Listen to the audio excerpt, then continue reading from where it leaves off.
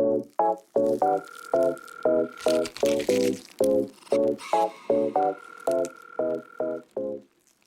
everyone, it's Jess, aka Colouring Bumblebee, and I'm back today with another video for you.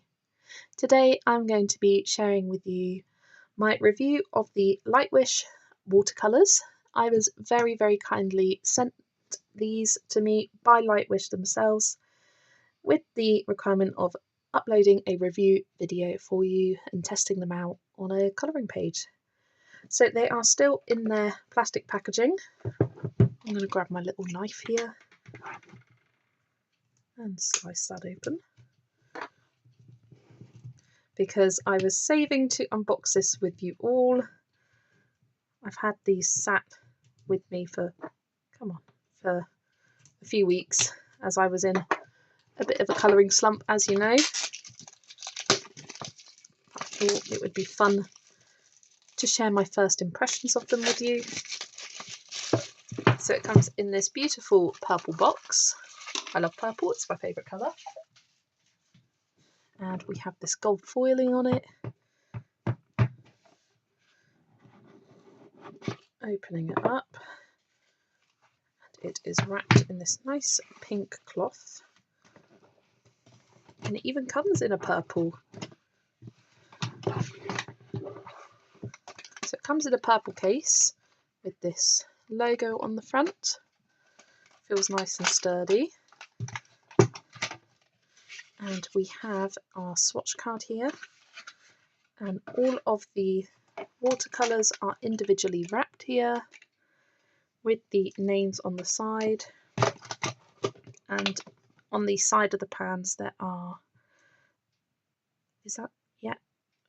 no, it's got colour material, light fastness, transparency.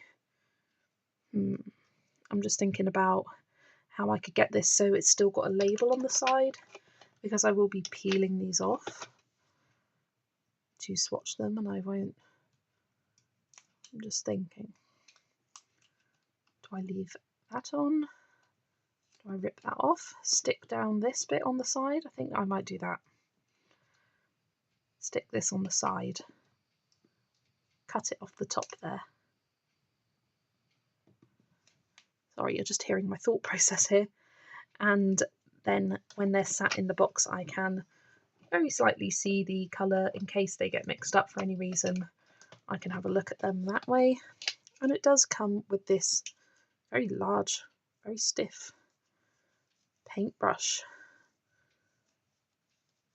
Feels, oh yeah, once you fluff it out, it's quite fluffy.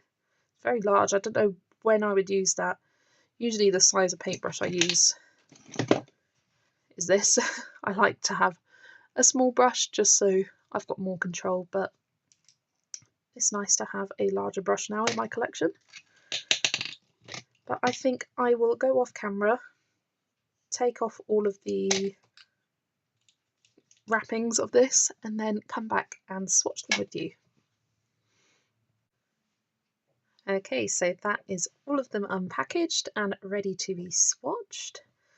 I'm just going to get my brush and my water here and just put a drop of water on each of them.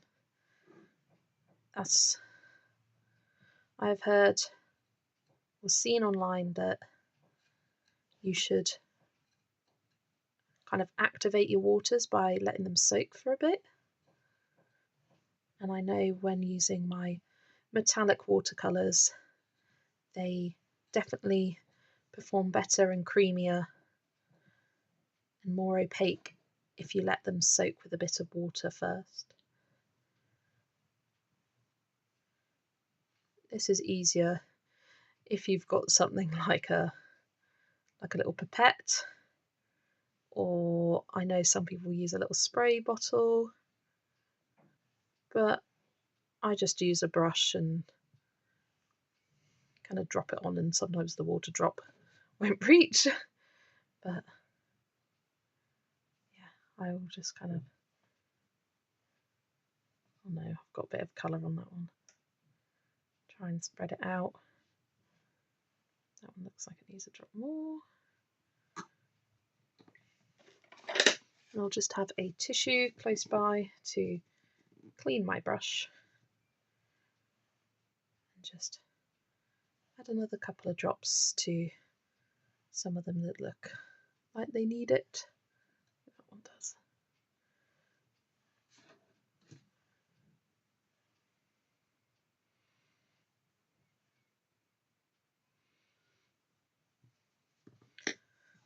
I'll even no, the water drops are staying in place. Sometimes I'll roll it around in the palette, but when I come to actually swatching, I will sort of spread out the colour. I will come back in about a minute or so once these have had a chance to soak in a little bit more. Okay, let's swatch the first colour, which is Permanent Lemon Yellow.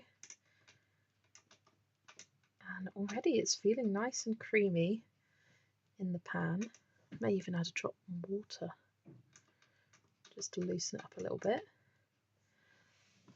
You can see it on my brush, it looks really creamy. Wow, look at that colour.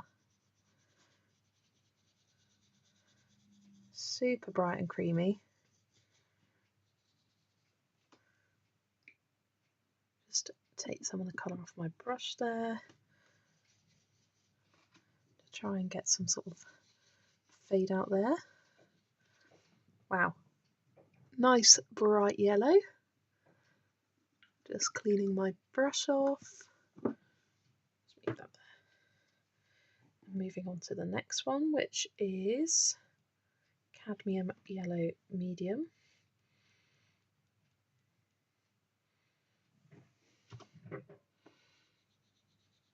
Wow, I have never used an artist grade watercolour before. I've only ever used school grade cheapo sets that you would have at school, and they are awful and chalky and kind of gross, but this is so creamy. Wow. I think I will put the rest of the swatching to music now. I'm just working on Indian Yellow next. Wow, I love it. Yeah, I'll swatch the rest out to music and keep you along with me. So I thought I would just pop in here and add a little voiceover clip whilst I am continuing to swatch these paints. As I've said on the video, they are beautiful, bold, bright, vibrant. Even when added in lots of water to it, they still have such a rich, vibrant colour to them. And I think I'm going to really enjoy using these in a colouring page. Just look at how smoothly they apply. If you wanted just a bold colour on the page, like a almost flat colour, almost like gouache, you could just use this without much water. I did struggle whilst swatching a little bit to get the sort of transparent look that I was looking for. When I swatch my supplies out, I like to have hard pressure, then light pressure sort of fading out as I swatch along. And it was a difficult task to get this, but I think with more practice I would be able to get a better sort of blend out of the colour. I want to thank Lightwish for sending me these. They are very, very generous to have reached out to me and have been very patient with me making this video. I have links in the description to where you can buy this on different Amazon sites across the world, so do check out those links in the description and get yourself a set of these watercolours. They have the 24 or 48 set. The 24 has a lovely range of colours, but I think I would probably be tempted with the 48. Just I like options. If there is more options to have, I will take them. But I'm really happy to have the 24 set in my collection. So check out the description for that, and any other information that I gather post making this video, I will pop in there as well. Now I will leave you to enjoy me swatching the rest of these absolutely beautiful colours set to some music.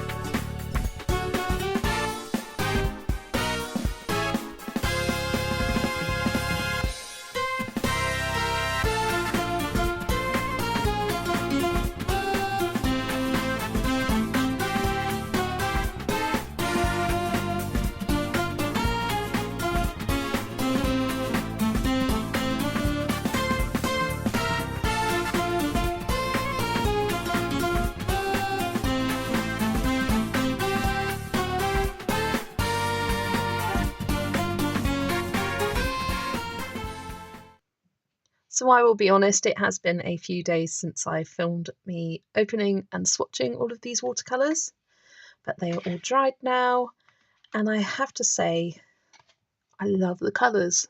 They are so bold, bright and vibrant. I've never used artist grade watercolours before.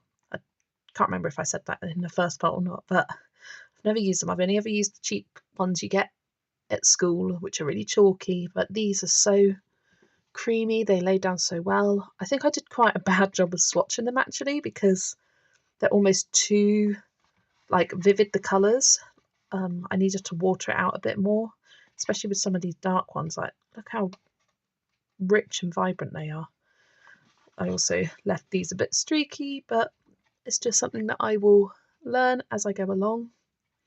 So I thought now I would do just a little bit of practicing of using watercolours on a page before I go into the page I'm planning on doing with you, which is in Summer Nights.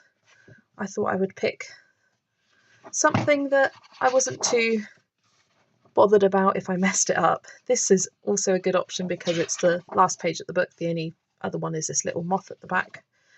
But I thought I'd do this key and do this fun watercolour-y background.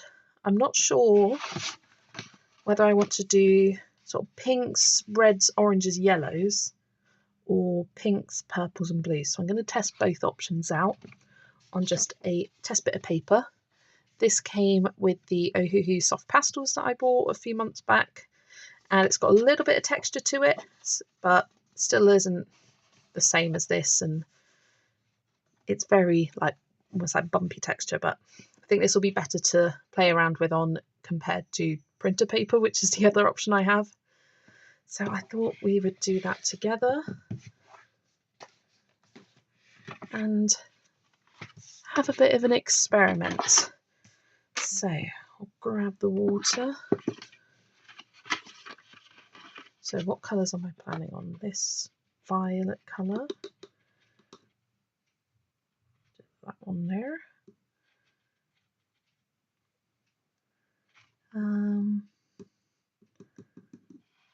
Indian yellow.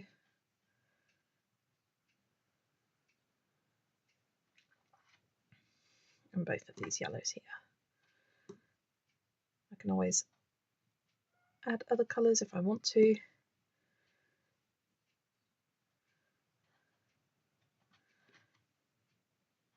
But the kind of effect I'm looking to achieve is this sort of loose watercolour with them flowing into each other. So I'm just going to experiment with you on camera. I'm not sure whether it's best to start with the darkest or the lightest colours, but I think I'll start with the kind of purpley violety one.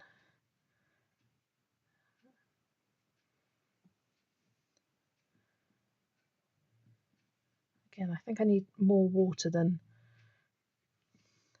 I reckon.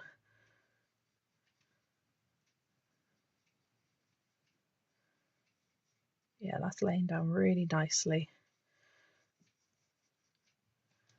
I'm going to remove the colour off my brush and just have a wet brush to kind of try and blend it out a bit.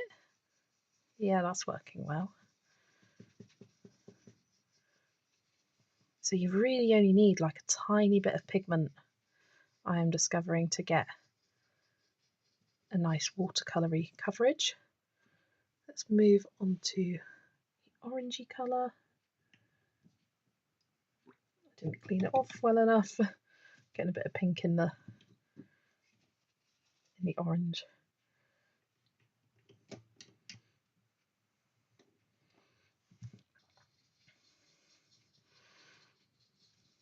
See, I'm not sure whether this paper is good for watercolour or not.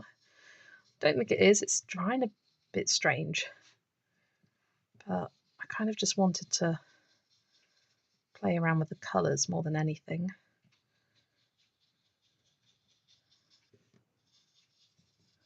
But yeah, I'm liking how this is working. Let's try getting a bit of the yellow colour.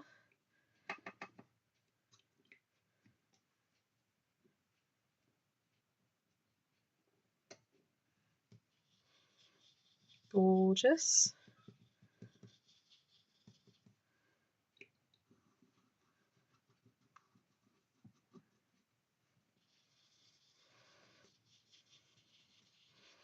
I do need to be careful when I'm doing it in the book not to use too much water.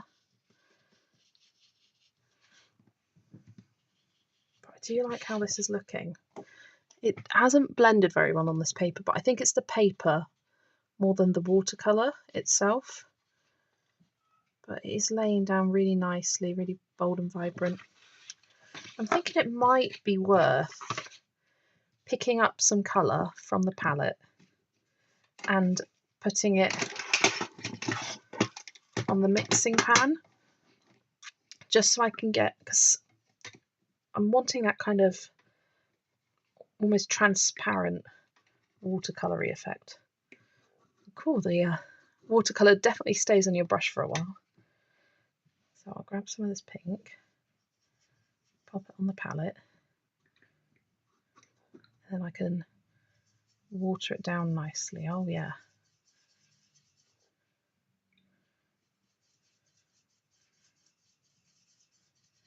That's looking good. I'll try another bit over here. Yeah, that's more of the kind of effect I think I want. And then I'll do the same with the orange again.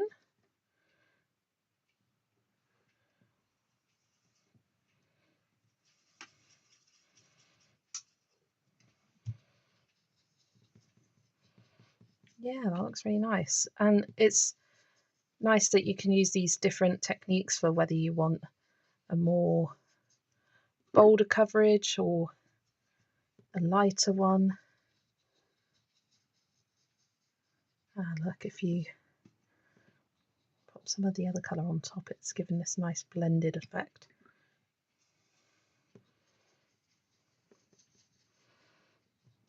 Yeah, so look, two very different results. But this paper, yeah, I don't think it's meant for blending on. I will be honest. But I'm really liking these colours. I don't even want to try the purples and blues. I think I'm gonna commit. I'm gonna commit. I'm bringing out the book. And let's get to the page.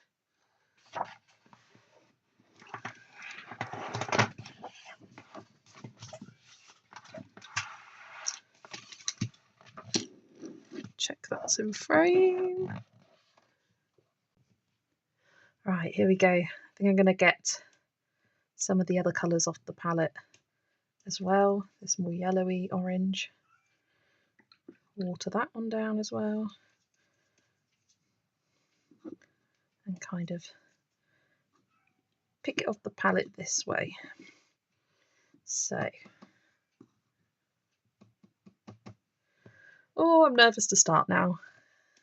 But if we don't try, then we'll never learn. I'm just going to go for it. I'm going for it.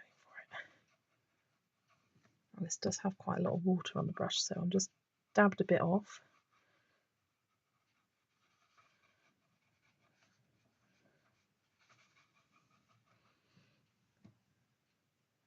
Let's bring in a different colour. Oh yeah, that's blending so much more on this paper than it was the one I was using before. And I just kind of want to create this kind of random effect on the page where the colours are kind of merging into each other. Oh, I like that yellow, it's so bright and vibrant.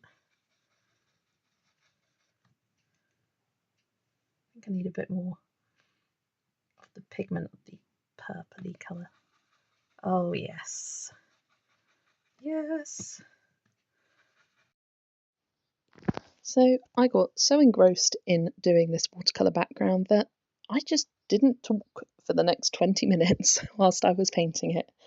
I was just in the zone, really enjoying blending the colours together, getting the pigment down on the page and sort of deepening up those colours.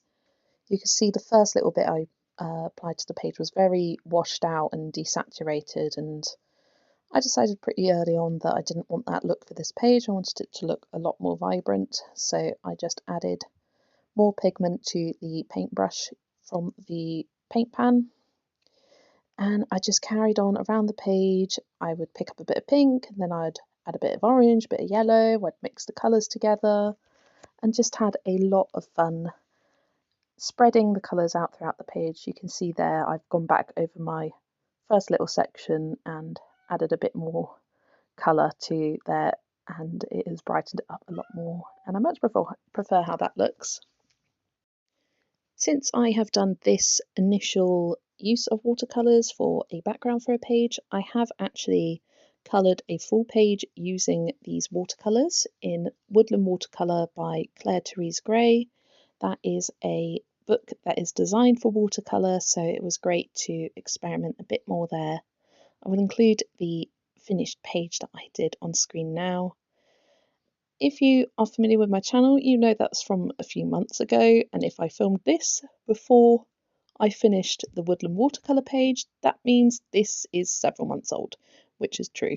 I filmed this way back when I received the watercolours, which was in March, but I don't know what it was. I had this video filmed and I had it planned to go out sort of end of March time, and I just couldn't get myself to editing it. And then the company emailed me back and just recently, and I was like, okay, this is the sign to pull my finger out. And they were so generous at gifting me these watercolours, I had to put the video out. I wasn't completely happy with it. I didn't think the background turned out exactly like I wanted, but I thought, you know what, this is important to share with you all, to show that your first attempt at using a new art supply isn't going to be the best, it isn't going to be perfect, but just having a go, experimenting, playing with the mediums is the only way you're ever going to learn and improve. And I was really happy with the Woodland Watercolour page, really enjoyed blending the watercolours together. I did just the little flowers and it got me really inspired to do a full page, hopefully soon, before the end of this year. Not sure when, but seeing this footage again has me wanting to pick up my watercolours again and give them a proper good go. But I think for the rest of this, I will speed it up and put it to a bit of music for you to enjoy as I get to my final thoughts at the end of the video.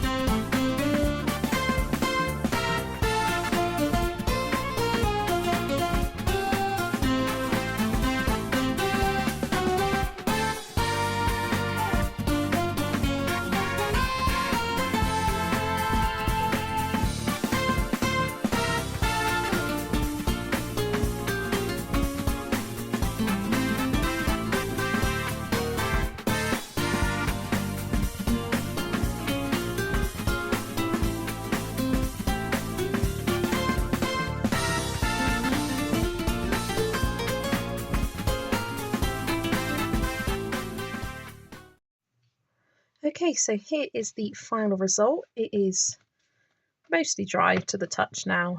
There's no sort of like pills of water. And I had a lot of fun doing this. It's by no means the best watercolour background I've ever seen, but I had fun doing it, and I think adding colour to the rest of the page will really bring it together.